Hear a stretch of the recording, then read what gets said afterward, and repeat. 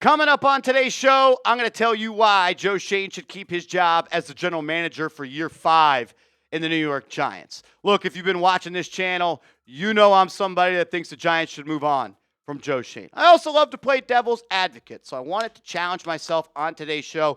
Put a lot of time, put a lot of thought into this video, and I got nothing. He should be fired. So we'll see you later. I'm kidding. There actually are some reasons, but not enough. I do still think that Joe Schoen should be fired. But let's start with what I think was probably his best move as the Giants general manager.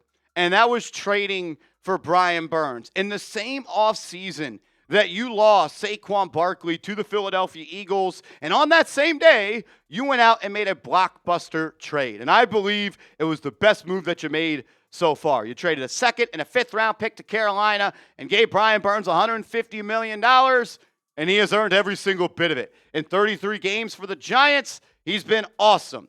This has been his best season in the National Football League with the Giants. 16 and a half sacks. He's got 25 as a Giant, 112 pressures. I don't think there's anybody out there that's going to say the New York Giants lost that trade. I also wanted to pull up this tweet from my guy Bobby Skinner. Go support him. Give him a follow on Twitter.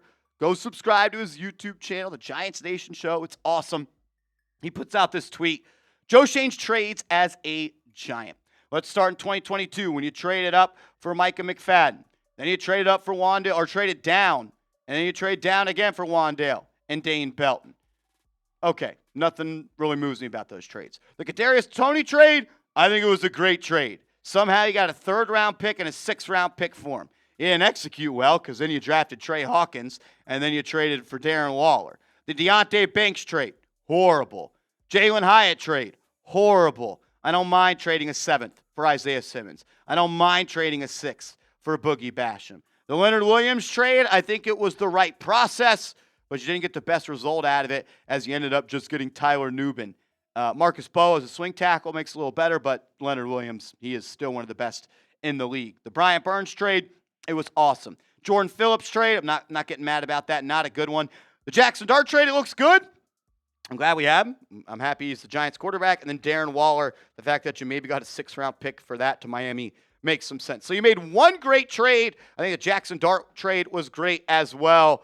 But I don't think anyone would say that Joe Schoen has just been money in trades. But the Brian Burns one, big green check mark. The 2025 draft class was another awesome move for Joe Schoen. And I want to be careful when I say this because this time last year, you, me, Dupree, everybody all said, you got to keep Joe Schoen. He killed the 2024 class. We'll talk about that in a second. But the 2025 class as it sits, I think Abdul Carter is going to be a stud in this league. I think he's everything we hoped for before the draft. After the draft, I think he could still be that player. I think there's a lot of Giants fans like myself that believe that Jaxson Dart can be the franchise quarterback. You don't want to crown a quarterback after 1 year, but Jaxson Dart looks like a guy that you want to build around. Darius Alexander got off to a slow start, played really well against a bad Raiders team, had 2 sacks against the Lions a couple weeks ago. He is trending in the right direction. Cam Scadaboo in round 4, that looks like a home run pick. I think he's going to be a long-term piece for this team. He's a productive player, and I think he's going to help change that culture more so than the win against the Raiders and the win against the Colts last year. Marcus Bowe, if you get a swing tackle that could be reliable for the next 5 years, that makes a lot of sense. I think there's some ability for him to maybe be a starting tackle one day, but I want to see him work as a guard and maybe be the starting right guard next year when Greg Van Roten retires or moves on. So you get a talented edge rusher, potential franchise quarterback, a big piece at running back, a defensive tackle that's improving, potentially a swing tackle, and then TBD still on Fedoni. And I think we know what the deal is with Corey Black, 7th-round pick. Not going to sweat that. The 2024 class, let's revisit this one. Because I think, like we talked about, a lot of people were really big fans of this one. As was I. Look, Malik Neighbors, stud. When he gets healthy, he's going to get back to being a top 10 receiver in this league. Tyler Nubin, this time last year, a lot of people had a lot of hope for him. I don't really have that much hope for Tyler Nubin at this point. Maybe with a new defensive coordinator, he could be who we thought he was. I just don't think he's an NFL athlete. Andrew Phillips, he continues to be one of the bigger boom or bust players in this league. Theo Johnson, very boom or bust as well. Tyrone Tracy in round 5, hell of a pick. He's a great RB2, and he'll be a good 1-2 punch with Scadaboo for the next couple of years. And Darius Muasau, 6th-round pick. You didn't hit there. I don't even think he's an NFL linebacker at this point. So a year removed from being a year removed from the 2024 draft, I think we would say it's solid, but that wasn't the reason that Joe Schoen should have kept his job. So I'm a little weary to say that about 2025. Another good thing that he has done is he's cleaned up the salary cap. When he took over for Dave Gettleman, the salary cap books were horrible, and he couldn't sign anyone in that first off season. Go back and look at some of those contracts. It was disgusting. And in a good way, and this could be taken a couple of ways, there's no dead cap really on the books for 2026. Per over the cap, the Giants and Chiefs have the lowest 2026 dead cap space. So that's good. And I don't want to rip them in this video, but I also don't think that you deserve a bone for this because you haven't really added that many talented players as well. You look at some projected cap space numbers. The New York Giants are projected to have the 18th most cap space in 2026. This number can severely skyrocket with a couple of moves, like moving on for Bobby Okereke. We've done cap cut videos before. Go check those out. That number can increase. 2027, you're in a good spot. 2028, you're in a good spot. The Giants can keep kicking that can down the road if they want. Is it a major thing? Maybe. I also think keeping the salary cap books clean is kind of just a prerequisite of a general manager. He has improved the offensive line. I use the word improved because that is what it has done. It has improved in a major way. I don't want to say fixed, though, because I don't think he has fixed the O-line. And he hasn't even hit on some of his biggest ones. But again, that's not today's video. Today's video is why he keeps his job. John Runyan was a good signing in free agency. Greg Van Roten, late signing in the process. He's been productive the last 2 years. Jermaine Illuminor might be his second best addition to this team in free agency. John Michael Schmitz in year 3 starting to look like a player. And Marcus Bowe, he looks like a guy that has some talent that could play down the line for you. And Pro Football Focus, they agree that the offensive line has gotten better. They graded you out as the 9th best pass blocking O-line this year and tied for the 17th best run blocking offensive line. So it's improved, but I don't want to say fixed because your right tackle's a free agent in Jermaine Illuminor. Greg Van Roten is going to be a free agent. And what are you going to do with John Michael Schmitz this offseason? So improved, but I don't really want to be right on saying it is just fixed. I also have to give him credit for the extensions to Dexter Lawrence. I also have to give him credit for the extension to Andrew Thomas. He didn't draft either of these players, but I do want to give him some credit for nailing them down on long-term deals that aren't overly expensive and that you could still build a roster around him. Andrew Thomas is like the 7th highest paid tackle in the league right now. I think we agree he might be the best. Dexter Lawrence isn't even top 10 when it comes to highest paid defensive tackles. So 2 good moves here. And to be honest with you, I don't have much else. Like, I'm not trying to rip Joe Schoen today. I've done that plenty of times. I think it's very clear for me. Joe Schoen deserves to be fired. He just hasn't put the Giants in a good enough spot to compete. And that's not an opinion. That is a fact. You won your 3rd game this year in Week 17.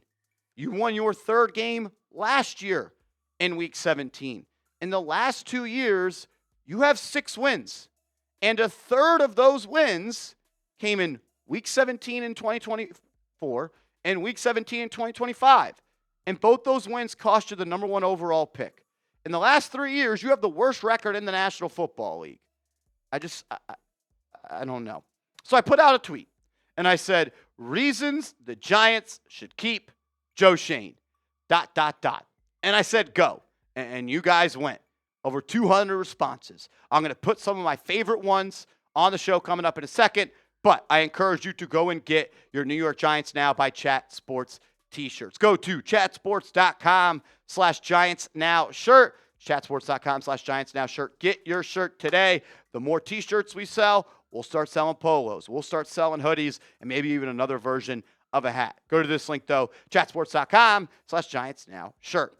The tweet that got the most interaction in the reply section was from Rational Giants Takes. Says he stabilized the O-line into a top 10 unit. We just showed you the numbers. They're not top 10. Replaced an expensive running back with 2 late-round picks who matched Saquon's production. That seems a little rich, but I do really like the duo of Scadaboo and Tracy, and those guys being cheap. Malik and Wandale, yeah, he hit on Malik Neighbors. Again, it was a 6th overall pick. I think you should hit on those picks more often than not. Jaxson Dart, even though I am firmly confident in my understanding that was a Brian Dable pick, Joe Schoen made the pick, and he traded up to go and get him. So he's got to get him talent. Elite D-line talent, Abdul, Dex, Burns, and Kayvon. Not really sure why Dex was mentioned here. If you want to talk about the extension, sure, but he didn't draft him. Thank you for paying a good player a lot of money. It was a good deal, but that's not really moving the needle for me. Then he says lots of other high upside players, Drew, Cordell, Paulson, Holland, and McFadden. Well, Paulson, Adebo, and Javon Holland have not been great this year. Micah McFadden was a good pick in the 5th round. Are you going to re-sign him this offseason? Drew Phillips, we talked about it. Boomer bust. Cordell Flott, he's looking good. He's improving as a 3rd-round pick. Are you going to pay him what it's going to cost to retain him? Because if not, you don't get green check marks for picks you made, and they didn't help you win games, and then you let them leave in free agency for nothing. Shout out to my guy, Mil Kiper, on Twitter. He says, Brian Burns, Malik Neighbors, Jaxson Dart, Abdul Carter, Jermaine Illuminor, Wandale Robinson, Cordell Flott, Micah McFadden, Dane Belton. That one was crazy to me. Drew Phillips, Cam Scadaboo, Tyrone Tracy, Marcus Bowe, and Theo Johnson, ? Look, there are some talented football players. And I do think you could make the argument that the roster is a little more talented than when he took over. I still think there's a debate for both sides. This doesn't scream to me, though, you got to be back.